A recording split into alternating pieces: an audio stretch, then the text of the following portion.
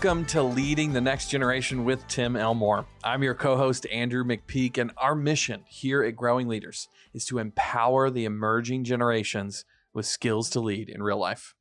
Tim, today we're talking about a subject that is near and dear to both you and I's hearts, and it's about how we see the young people that we're leading every day. And it's just a really important, I think, conversation to continue to come back to. We're always coming back to this conversation. It really is true. And so much of our acting, meaning our leadership, our words, our actions, come out of our paradigm, the way we see students. And I think dating way back to Socrates, the adult generation has always thought, kids today, disrespectful, lazy, they're never going to make it. And yet we tend to when we're led well. So I think this is just a reminder, listeners, of maybe the right way we need to look at students. I love it. Well, the reason this is so near and dear to us is because both you and I were probably one of those kids who adults looked at and went, I don't know what's going to become of that young person. So I don't know if you want to share first. I want you to start. Well, one of the things that my parents have told me, I don't have a ton of memories from this, but basically I was a lot growing up. Lots of energy, lots of running around, and my parents genuinely worried, I don't know how well he's going to do, I think. I'm sure they loved me and thought I was smart and all of those things, but I think genuinely they wondered, how well is he going to do? And what happened was, as soon as they sent me off to school for the very first time, my mom said that everything kind of settled into place.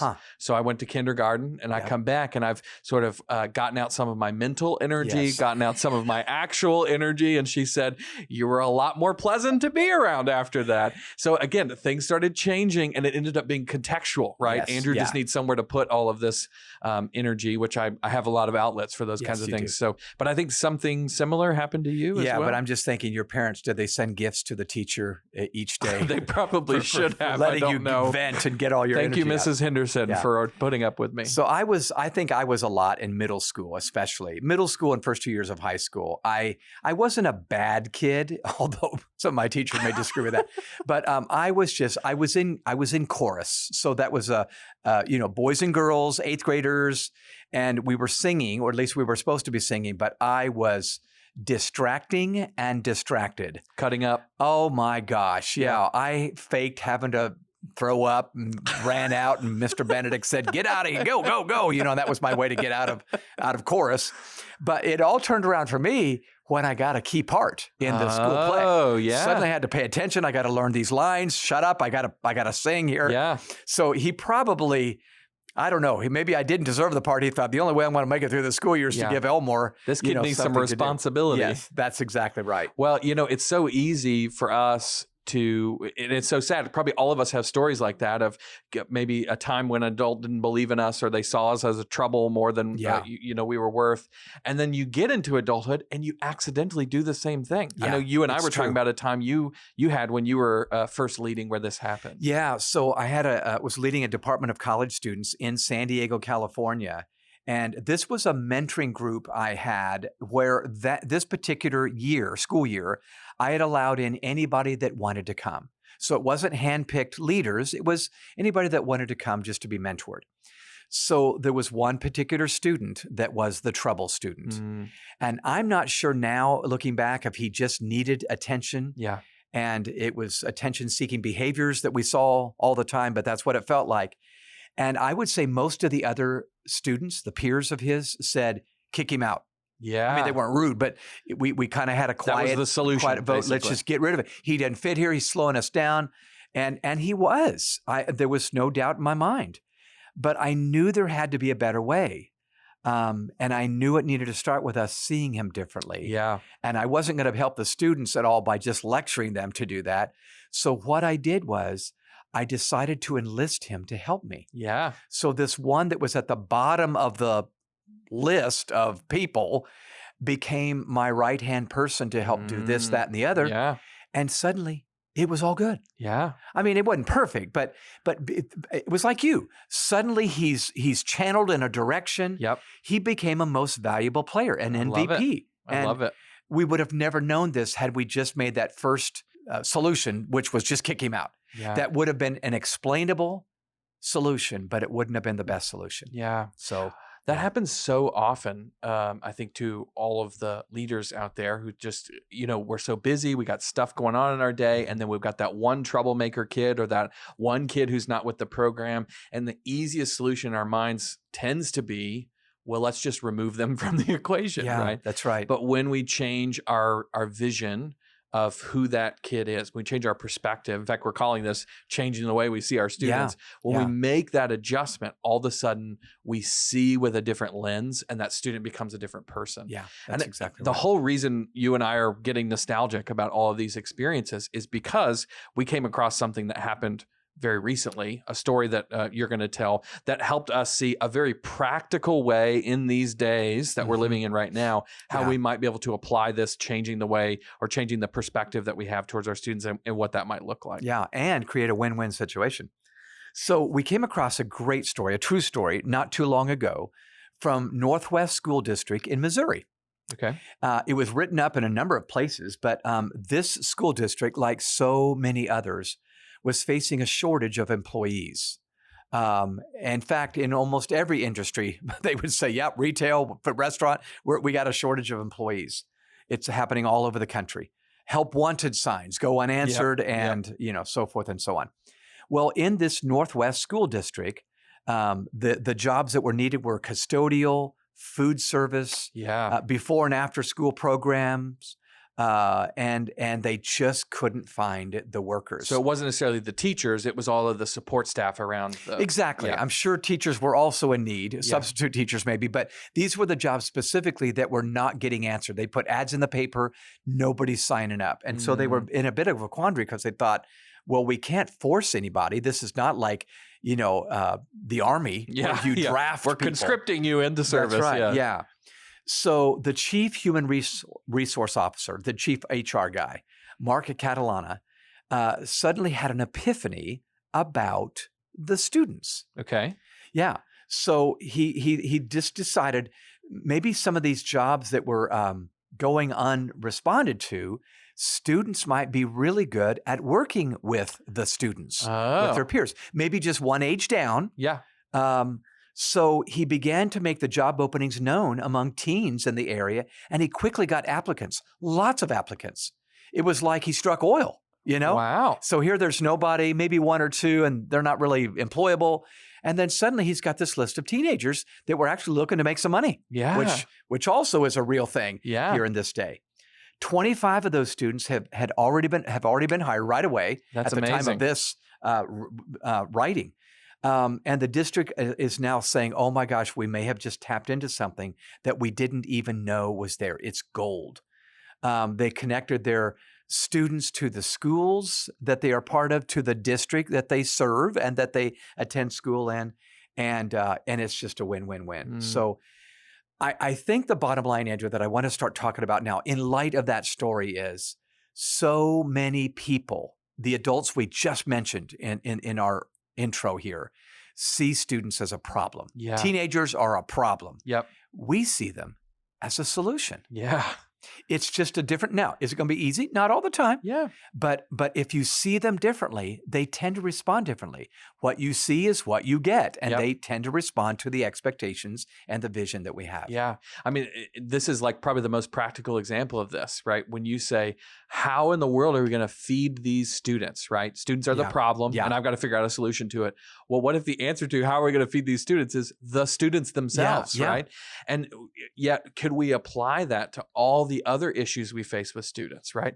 How do I talk to students about this depression and stress and anxiety going on? Well, maybe students could help you with that, right? How do I handle students just not engaging in the classroom? Yeah. Maybe students could help you with that. And that's really what we want to encourage, is that we might start to shift our perspective on this, not in just who we hire, but also how we think about the problems, whatever issues that we're facing in our leadership of the next generation. Absolutely.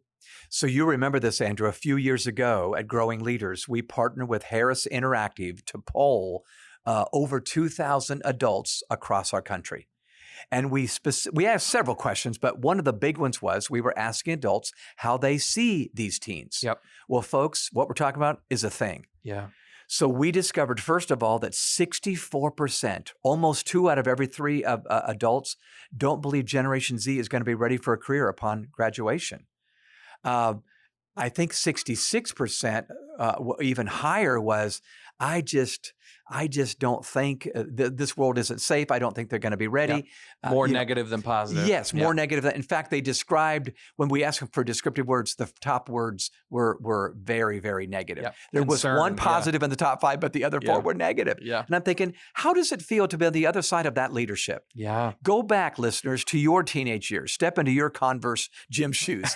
It doesn't feel very good even if they don't say it, if the adults leading you go, their face scream, "You're not going to be ready. Yeah. You're not going to mount it. You're not going to be able to do this." It gets through. It does. That nonverbal and paraverbal communication does get through.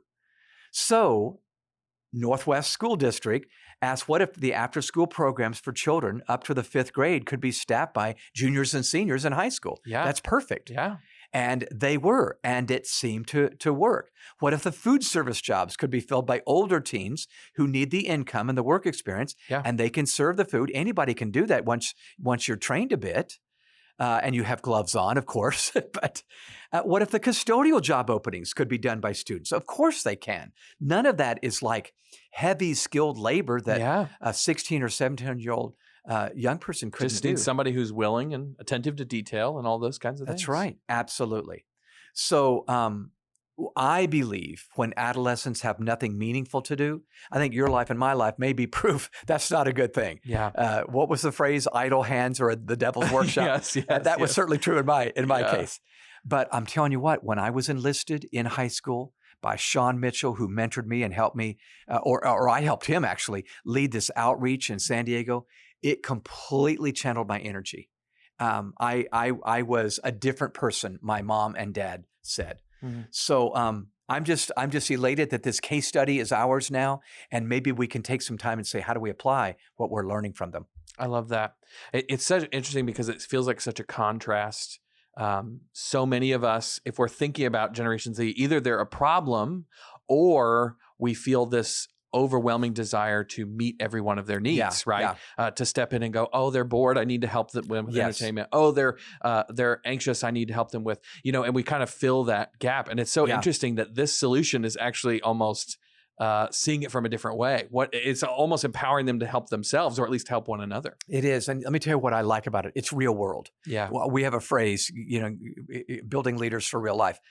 Andrew, I think far too often we in the adult population, parents, teachers, coaches, have given students facsimiles of the real world, but not the real world. Yep. So they're busy with papers and exams and tests.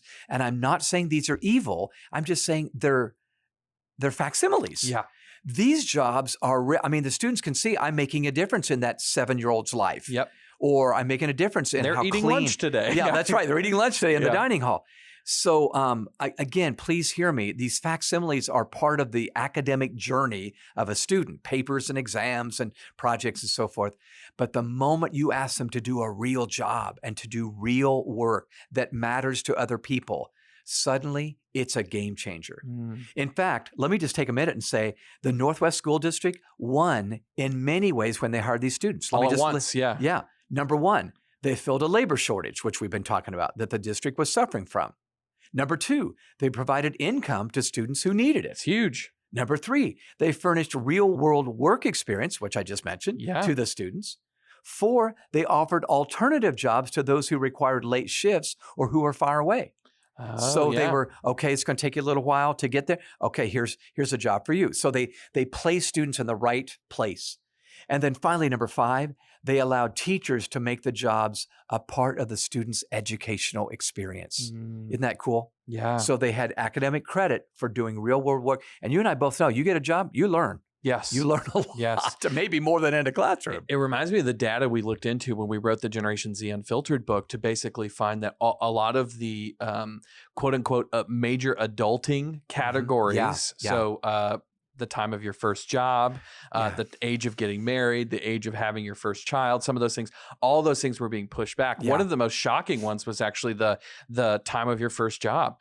Basically, there's a huge amount of students, there's a huge shift that has gone from not having any work experience until I'm out of college and into my first role. And this, on top of everything that it's doing, the practical work experience that it's giving these students is just huge because it's really, frankly, unusual. Yeah, it is. You're right.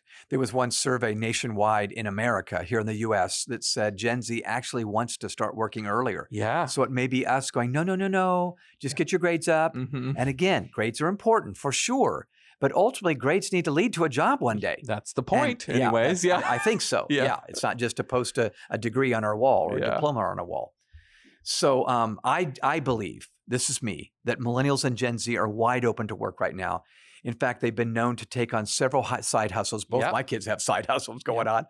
From online jobs to DoorDash to Uber Eats. Some of them are pandemic-proof jobs. That's what they want. Mm-hmm. We have a friend, Lenita Fix, who we've had She's great. brainstorming times with. She sent me 2 articles that introduced me to the term overemployed. Isn't that interesting? We don't hear that too often. More and more people are working several jobs, up to 6, she found. Wow. I can only imagine if I was working 6 jobs. I might lose several other parts of my life if I did, but it's troublesome to learn why they feel they can manage so many gigs. People say they're doing this because none of the jobs expect much. Oh, interesting. And I'm saying, no. Let's call them up. Yep. Say, this is a real job and I need you to give your very, very best to it. So that's where we land. Yeah, that's huge. And you're exactly right. I do think there seems to be a hunger, at least in the Generation Z students we're meeting, to want to not have to wait until I'm done with, X, Y, and Z to be able to interact and actually make a difference or create something or solve a problem or meet a need. I think these kids want to be very practical. They want to jump right in. Yeah, I agree. I was just talking with a young person who's even questioning, like, do I even want to go to college? Because I really want to start making a difference right now. Yeah. Why do I have to wait? And I think that question is there in Generation Z, asking that question. Why do I have to wait exactly? Yeah. What am I actually waiting for when I can make the impact now? So listeners, no doubt this pandemic has been challenging. We're all trying to manage it. But the answer is not to lower what we expect of people as they lay the track for their careers. These are young adults, and we are teaching future adults. And so many I talk to just feel like a number. So I think there's a new message we need to send. And this is the shift, listeners, we're trying to talk to you about. As you consider the young people under your care, I want to encourage you to evaluate your words and actions. Do they accidentally send wrong messages? Yeah. Let me suggest a course correction if needed. 1, I believe in you. And because I do, I maintain high expectations for your performance. That's great. Yep. Number 2, you matter to me. And because you do, I will give you meaningful work to do. I like to use the phrase, I'm not going to make you the sheriff of the paper clips. Okay. So this is meaningful work. Number 3, I know you're capable of handling high stakes work, so I'll hold you accountable for it. Yeah. And 4, I know you have talent, so I will offer real jobs, not just artificial busy work. Even with our interns, we're trying to give stuff that matters. Yeah. How do we give you a real project? Yeah. They love it. They do. They do. Anyway, Mark Catalana, this HR guy I talked about earlier from Northwest, underscored how the Northwest School District jobs can be a part of the students' developmental life skills. Hello, that's exactly what they are. He said this, and I quote, "Our priority will always be their education, and we are committed to providing a flexible schedule so they can continue to focus on their academics and still be involved in school-related activities.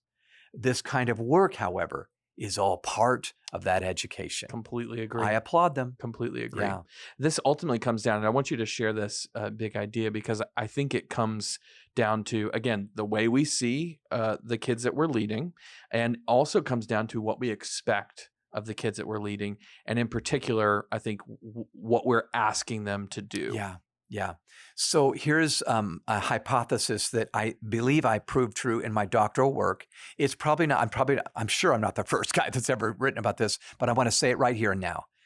The primary way that an adolescent learns is not through listening to more lectures, lessons, and sermons. There's nothing wrong with that. And we'll always listen, hopefully the rest of our life, and learn.